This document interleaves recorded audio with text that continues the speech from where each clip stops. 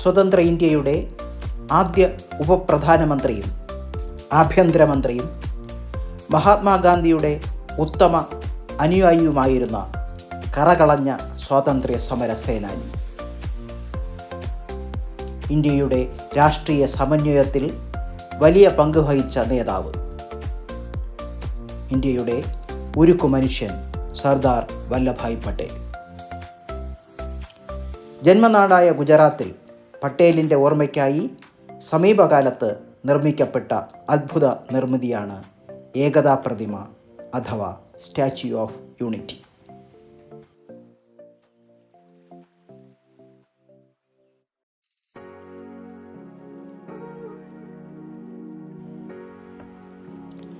ലോകത്തിലെ ഏറ്റവും ഉയരം കൂടിയ പ്രതിമയാണ് സ്റ്റാച്യു ഓഫ് യൂണിറ്റി. ഗുജറാത്തിലെ നർമ്മദ ജില്ലയിൽ കവാഡിയ എന്ന സ്ഥലത്ത് സ്ഥാപിച്ചിട്ടുള്ള ഈ പ്രതിമയ്ക്ക് 597 അടി ഉയരമുണ്ട്. വഡോദരയിൽ നിന്ന് 100 കിലോമീറ്റർ തെക്ക് കിഴക്കായി സർദാർ സരോവർ അണക്കെട്ടിന് അഭിമുഖമായി നർമ്മദാ നദിയിലാണ് ഈ പ്രതിമ.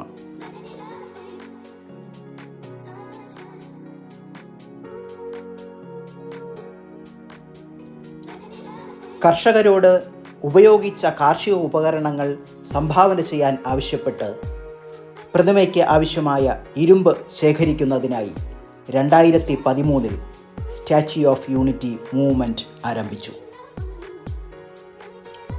2016 ആയപ്പോഴേക്കും മൊത്തം 135 മെട്രിക് ടൺ സ്ക്രാപ്പ് ഇരുമ്പ് ശേഖരിച്ചു.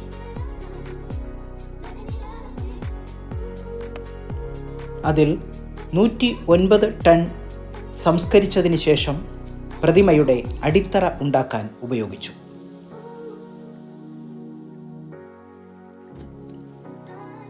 ഷാങ്ഹായ് കോർപ്പറേഷൻ ഓർഗനൈസേഷൻ്റെ 8 അത്ഭുതങ്ങൾ എന്ന പട്ടികയിൽ ഇത് ഉൾപ്പെടുത്തിയിട്ടുണ്ട്.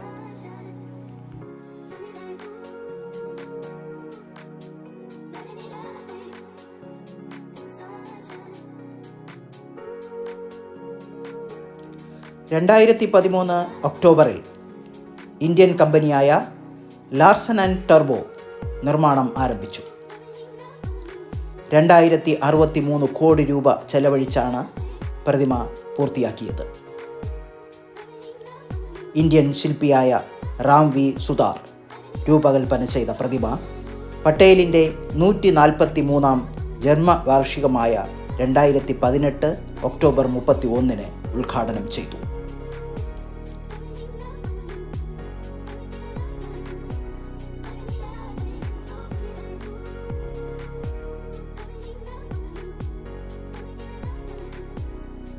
രാജ്യത്തുടനീളമുള്ള പട്ടേലിൻ്റെ പ്രതിമകൾ പഠിച്ചതിന് ശേഷം ചരിത്രകാരന്മാരും കലാകാരന്മാരും അക്കാദമിക് വിദഗ്ധരും അടങ്ങുന്ന ഒരു സംഘം ഇന്ത്യൻ ശില്പിയായ റാം വി സുതാർ സമർപ്പിച്ച ഒരു ഡിസൈൻ തിരഞ്ഞെടുത്തു.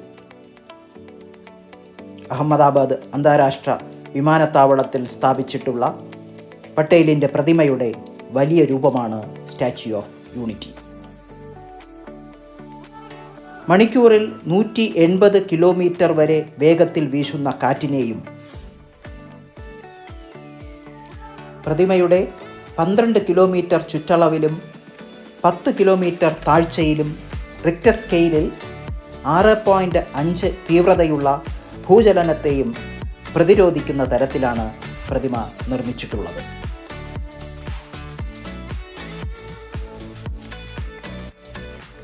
2,10,000 ക്യൂബിക് മീറ്റർ കോൺക്രീറ്റും 6,500 ടൺ സ്ട്രക്ചറൽ സ്റ്റീലും 18,500 ടൺ ഉറപ്പിച്ച ഉരുക്കും ഉപയോഗിച്ചു.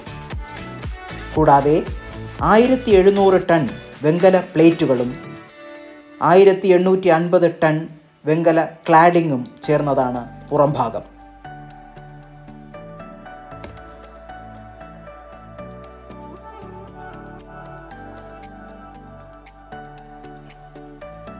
പ്രതിമയെ 5 സോണുകളായി തിരിച്ചിരിക്കുന്നു. അതിൽ 3 എണ്ണം മാത്രമേ പൊതുജനങ്ങൾക്ക് പ്രവേശനമുള്ളൂ. ആദ്യത്തെ സോണിൽ ഒരു പൂന്തോട്ടവും ഒരു മ്യൂസിയവും അടങ്ങിയിരിക്കുന്നു. മ്യൂസിയം പട്ടേലിൻ്റെ ജീവിതവും സംഭാവനകളും വിശദീകരിക്കുന്നു. പ്രതിമയുടെ കാലിൻ്റെ ഉയരമാണ് രണ്ടാമത്തെ സോൺ. മൂന്നാമത്തേത് 153 മീറ്റർ ഉയരത്തിൽ വ്യൂയിങ് ഗാലറി വരെ നീളുന്നു. നാലാമത്തെ സോൺ മെയിൻ്റനൻസ് ഏരിയ ആണ്. അവസാന സോണിൽ പ്രതിമയുടെ തോൾ ഭാഗവും തലയും ഉൾപ്പെടുന്നു. നർമ്മദ അണക്കെട്ടിൽ നിന്ന് 3.2 കിലോമീറ്റർ അകലെയുള്ള സാധു ബെറ്റ് എന്ന നദീദ്വീപിലാണ് ഈ സ്മാരകം നിർമ്മിച്ചിരിക്കുന്നത്. 5 ഏക്കറോളം വിസ്തൃതിയുള്ള ഈ പ്രതിമയും ചുറ്റുപാടും നർമ്മദാ നദിയിൽ 12 കിലോമീറ്റർ നീളമുള്ള കൃത്രിമ തടാകത്താൽ ചുറ്റപ്പെട്ടിരിക്കുന്നു. പ്രതിമയുടെ നിർമ്മാണത്തിൽ 3000 തൊഴിലാളികളും 250 എഞ്ചിനീയർമാരും ജോലി ചെയ്തു എന്നാണ് കണക്ക്.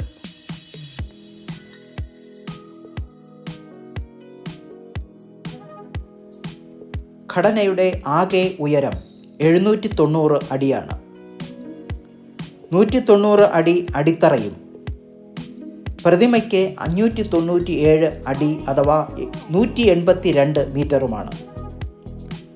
ഗുജറാത്ത് നിയമസഭയിലെ സീറ്റുകളുടെ എണ്ണവുമായി പൊരുത്തപ്പെടുത്തുന്നതിനാണ് 182 മീറ്റർ ഉയരം പ്രത്യേകം തിരഞ്ഞെടുത്തത്. 5 വർഷത്തിനുള്ളിൽ 15 ദശലക്ഷത്തിലധികം പേർ ഈ അത്ഭുത പ്രതിമ സന്ദർശിച്ചു എന്നാണ് കണക്ക്.